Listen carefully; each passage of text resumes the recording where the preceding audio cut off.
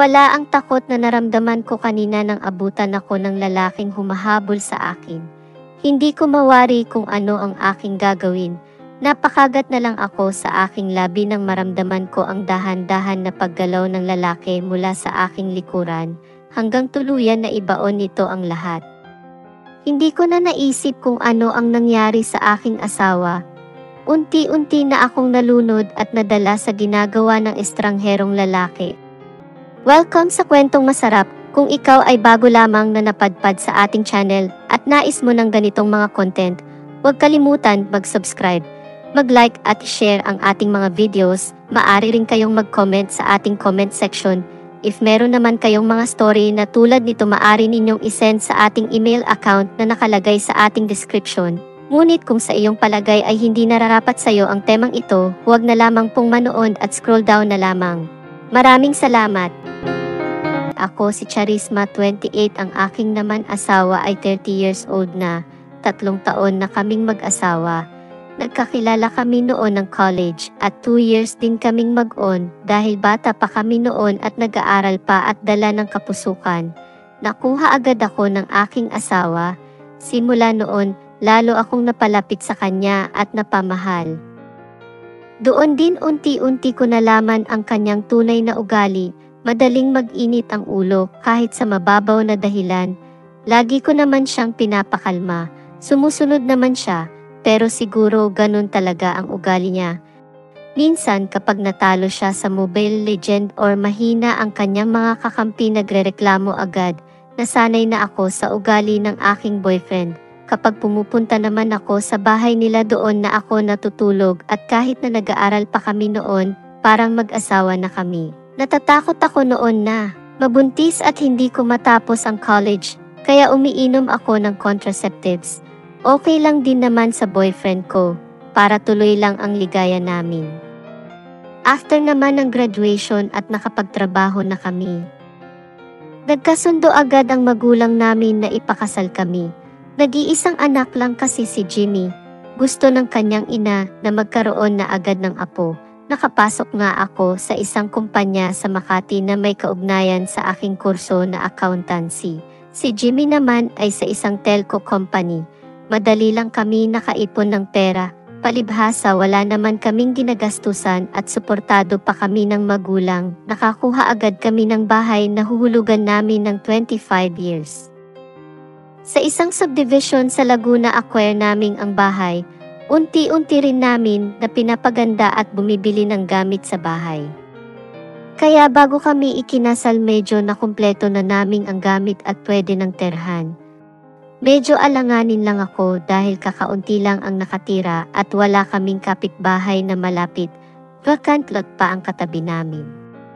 Secure naman daw sabi ni Jimmy dahil may gwardiya sa gate. Pero ayoko talaga mag-isa doon. Kaya ang nangyayari kapag Friday ng hapon, uwi kami ng asawa ko. Tapos Sunday ng hapon, ulit balik kami ng Maynila para hindi kami abutan ng traffic sa umaga ng Lunes.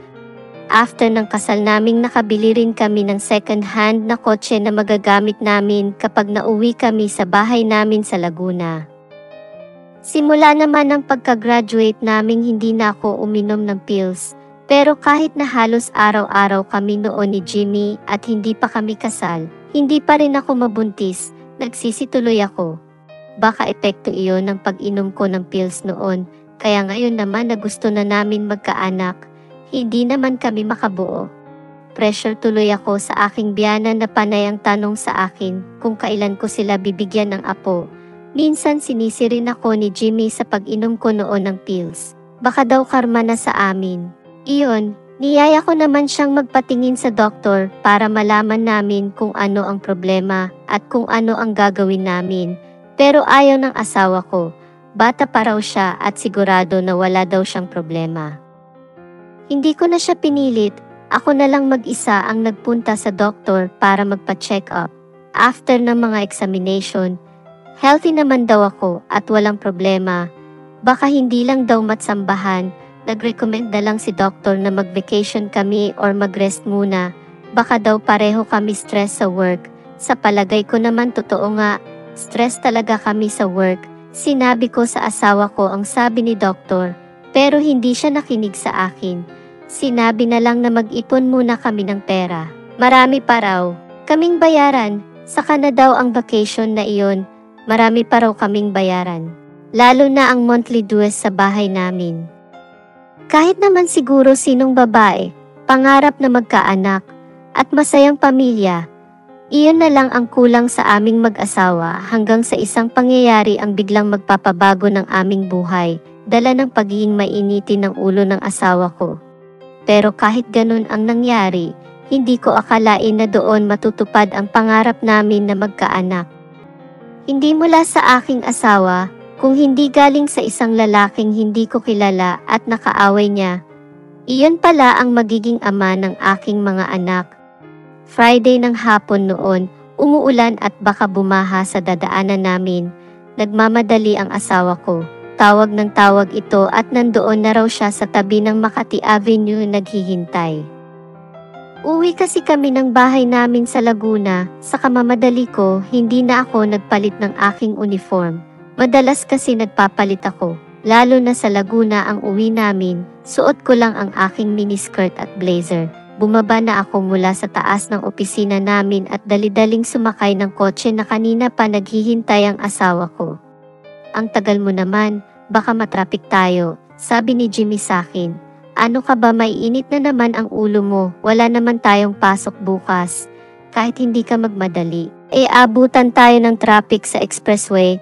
Lalo na ulan, hindi ko na lang sinagot ang asawa ko para hindi na uminit ang ulo nito. Sumandal na lang ako sa may balikat niya para umidlip sa biyahe. Unti-unti naman kumalma at maya-maya nakangiti na ang asawa ko hanggang sa magkwentuhan kami ng gagawin namin sa bahay. Dahil kaming dalawa lang doon, solong-solo namin ang bahay. Sinabi ko sa kanya na paliligayahin ko siya ng husto hanggang sa hindi na siya makatayo sa pagod. Gusto ko yan, sabi ni Jimmy at sabay ngiti sa akin. Pinag-uusapan na rin namin ang lulutuin naming sa bahay bukas. Mga ilang kilometro na lang ang layo namin sa subdivision ng bahay. Hanggang sa may nakasalubong kami. Nang nakamotor na lalaki na may nakakasilaw na liwanag ang ilaw. Siguro binuksan talaga niya kanyang malakas na ilaw. Sobrang dilim kasi ng daanan papunta sa subdivision namin at mga kakahuyan ang paligid. May mga bahay din na pailan-ilan, pero nakakatakot talaga na dumaan doon lalo kapag gabi. Dahil nasisilaw ang asawa ko. Nagsenyas ng ilaw ang asawa ko sa kasalubong namin, pero hindi nagdaw ng ilaw, kaya ang ginawa ng asawa ko. Nag-high beam din siya. Kaya nasilaw ang nakasakay sa motor at sumadsad ito sa gilid ng kalsada at natumba sa lupa ang motor niya. Huminto ang asawa ko at binuksan ang bintana. Sinisipan nito ang lalaki at parang inasar pa. Tumayo naman agad ang lalaki at lapit sa amin. Nagpalitan ng masasakit na salita ang asawa ko at ang lalaki. Hanggang sa pinalo ng lalaki ng bintana ng kotse kaya nabasag ito. Nagalit ang asawa ko at agad na bumababa at sinugod ang lalaki. Inawat ko si Jimmy pero hindi siya nakinig sa akin. Dala ng liwanag ng sasakyan namin nagpambuno ang dalawa pero dahil sa malaking tao ang sakay ng motor at ang asawa ko ay 5'2" lang at medyo payat na ibalibag ito. Galit na galit ang lalaki. Nakita ko na lang na bumagsak ang asawa ko. Sumisigaw ako papalapit sa kanya. Pero nang papalit na ako, nakita ko ang lalaki na may hawak na kahoy at papunta sa akin. Mukhang ako naman ang puntirya niya. Natakot ako at agad na tumakbo sa mga kakahuyan sa paligid. Hirap na hirap ako tumakbo dahil sa aking suot na miniskirt. Hanggang sa nadapa ako, pero bumangon muli ako at tumayo para tumakbo. Pero nadapa muli ako. Sumabit kasi ang aking suot na miniskirt sa kahoy at napunit nito. Naglakad na lang ang lalaki na palapit sa akin. Binitawan rin niya ang kahoy na hawak. Maliwanag ang buwan noon dahil hindi natuloy ang ulan, kaya kitang-kita ko ang lalaki na unti-unting lumalapit sa akin. Nakadapa pa rin ako habang nakatitig sa akin. Akala ko sasaktan ako, pero tinulungan niya akong tumayo. Hanggang sa napansin ko na tanggal na pala ang suot ko na miniskirt at ang puting underwear ko na lang ang natira. Hindi nagsalita ang lalaki. Binuhat niya ako at dinala sa isang tabi. At inihiga.